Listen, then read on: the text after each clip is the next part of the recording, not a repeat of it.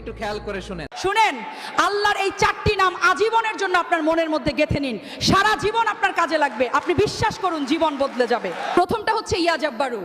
জীবনে যখন অনেক কষ্ট পাবেন, কাছের মানুষ যখন আপনার হৃদয়টা ভেঙে চুরমার করে দেবে, তখন প্রতিদিন এটা পড়বেন। এর মানে হলো, হে ভগ্ন হৃদয় জোড়া লাগানোর রব, তুমি আমার এই ভাঙা হৃদয়টা জুড়ে দাও।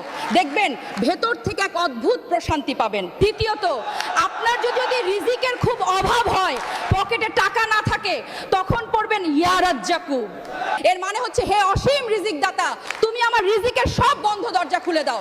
তৃতীয়ত, আপনি যখন ভীষণ ডিপ্রেশনে থাকবেন, টেনশনে যখন রাতের ঘুম হারাম হয়ে যাবে, তখন পড়বেন ইয়া সালামু। এর মানে হলো, হে শান্তির মালিক, আমার অশান্ত মনে তুমি শান্তি ঢেলে দাও।